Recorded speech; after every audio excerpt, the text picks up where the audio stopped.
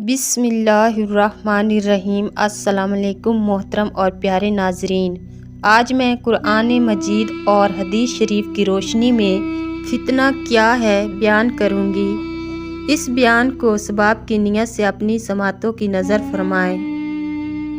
فتنہ کیا چیز ہے، کس کو فتنہ کہتے ہیں، اور اس فتنے کے دور میں ہمارے اور آپ کے لیے حضور اقدس صلی اللہ علیہ وآلہ وسلم کی تعلیم کیا ہے اور اس میں ہمیں کیا کرنا چاہیے۔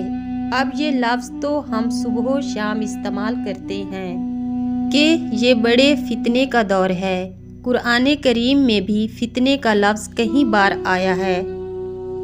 ایک جگہ فرمایا وَالْفِتْنَةُ أَشَدُّ مِنَ الْقَتْلِ، یعنی اللہ کے نزدیک فتنہ قتل سے بھی زیادہ شدید چیز ہے۔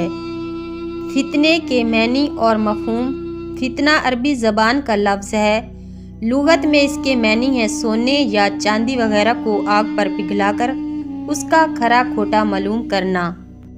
آگ میں تپا کر اس کی حقیقت سامنے آ جاتی ہے کہ یہ خالص ہے یا نہیں۔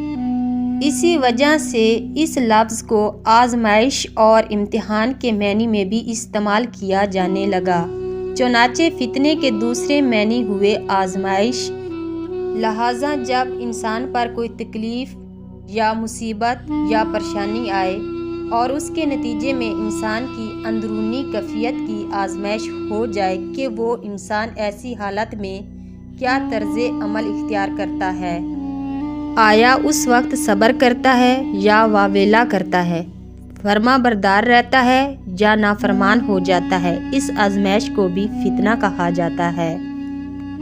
حدیث شریف میں فتنے کا لفظ جس چیز کے لیے استعمال ہوا ہے وہ یہ ہے کہ کسی بھی وقت کوئی ایسی صورتحال پیدا ہو جائے جس میں حق مشتبہ ہو جائے اور حق باطل میں امتیاز کرنا مشکل ہو جائے، صحیح اور غلط میں امتیاز باقی نہ رہے، یہ پتہ نہ چلے کہ سچ کیا ہے اور جھوٹ کیا ہے۔ جب یہ صورت حال پیدا ہو جائے تو یہ کہا جائے گا کہ یہ فتنے کا دور ہے۔ اسی طرح معاشرے کے اندر گناہ، فسق و فجور، نافرمانیاں عام ہو جائیں تو اس کو بھی فتنہ کہا جاتا ہے۔ اسی طرح جو چیز حق نہ ہو اس کو حق سمجھنا اور جو چیز دلیل ثبوت نہ ہو اس کو دلیل ثبوت سمجھ لینا بھی ایک فتنہ ہے۔ جیسے آج کل صورت حال ہے کہ اگر کسی سے دین کی بات کہو کہ فلاں کام گناہ ہے، ناجائز ہے، بدعت ہے، جواب میں وہ شخص کہتا ہے کہ ارے یہ کام تو سب کر رہے ہیں، اگر یہ کام گناہ اور ناجائز ہے تو پھر ساری دنیا یہ کام کیوں کر رہی ہے؟ یہ کام تو سعودی عرب میں بھی ہو رہا ہے۔ آج کے دور میں یہ ایک نئی مستقل دلیل ایجاد ہو چکی ہے کہ ہم نے یہ کام سعودی عرب میں ہوتے ہوئے دیکھا ہے۔ اس کا مطلب یہ ہے کہ جو کام سعودی عرب میں ہوتا ہو وہ یقینی طور پر حق اور درست ہے۔ یہ بھی ایک فتنہ ہے کہ جو چیز حق کی دلیل نہیں تھی اس کو دلیل سمجھ لیا گیا ہے۔ اسی طرح شہر کے اندر بہت ساری جماعتیں کھڑی ہو گئی اور یہ پتہ نہیں چل رہا ہے کہ کون حق پر ہے اور کون باطل پر ہے، کون صحیح کہہ رہا ہے اور کون غلط کہہ رہا ہے، اور حق و باطل کے درمیان فرق کرنا مشکل ہو گیا، یہ بھی فتنہ ہے۔ اسی طرح جب دو مسلمان یا مسلمانوں کی دو جماعتیں آپس میں لڑ پڑیں اور ایک دوسرے کے خلاف برسر بیکار آ جائیں اور ایک دوسرے کے خون کے پیاسے ہو جائیں اور یہ پتہ چلانا مشکل ہو جائے کہ حق پر کون ہے اور باطل پر کون ہے تو یہ بھی ایک فتنہ ہے۔ ایک حدیث شریف میں آپ صلی اللہ علیہ وآلہ وسلم نے ارشاد فرمایا جب دو مسلمان تلواریں لے کر آپس میں لڑنے لگیں تو قاتل اور مقتول دونوں جہنم میں جائیں گے۔ ایک صحابی نے سوال کیا کہ یا رسول اللہ صلی اللہ علیہ وآلہ وسلم، قاتل کا جہنم میں جانا تو ٹھیک ہے، اسی لیے کہ اس نے ایک مسلمان کو قتل کر دیا، لیکن مقتول جہنم میں کیوں جائے گا؟ حضور اکرم صلی اللہ علیہ وآلہ وسلم نے جواب میں فرمایا کہ مقتول اسی لیے جہنم میں جائے گا کہ وہ بھی اسی ارادے سے ہتھیار لے کر نکلا تھا کہ میں دوسرے کو قتل کر دوں۔ اس کا دو چل جاتا تو یہ قتل کر دیتا، لیکن اس کا دو چل گیا اسی لیے اس نے قتل کر دیا۔ ان میں سے کوئی بھی اللہ کے لیے نہیں لڑ رہا تھا، بلکہ دنیا کے لیے، دولت کے لیے اور سیاسی مقاصد کے لیے لڑ رہے تھے، اور دونوں ایک دوسرے کے خون کے پیاسے تھے، لہذا دونوں جہنم میں جائیں گے۔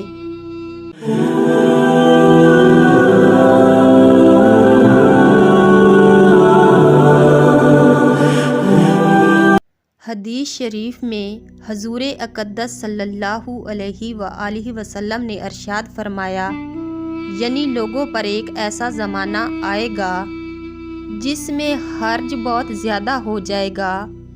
صحابہ کرام رضی اللہ تعالی عنہم نے پوچھا کہ یہ حرج کیا چیز ہے؟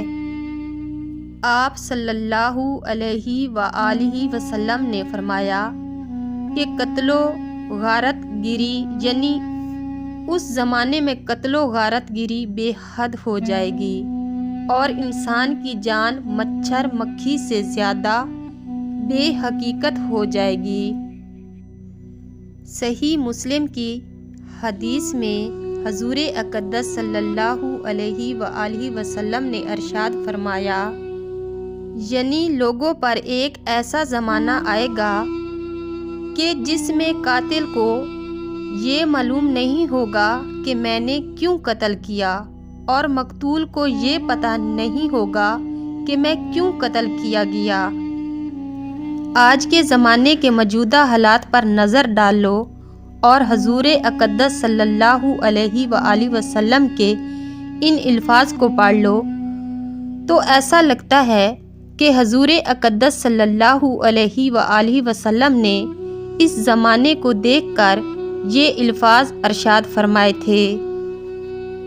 پہلے زمانے میں تو یہ ہوتا تھا کہ یہ معلوم نہیں ہوتا تھا کہ کس نے مارا، لیکن یہ معلوم ہو جاتا تھا کہ یہ شخص کیوں مارا گیا، مثلاً مال چھیننے کی وجہ سے مارا گیا، ڈاکوؤں نے مار دیا، دشمنی کی وجہ سے مار دیا گیا، مارے جانے کے اسباب سامنے آ جاتے تھے۔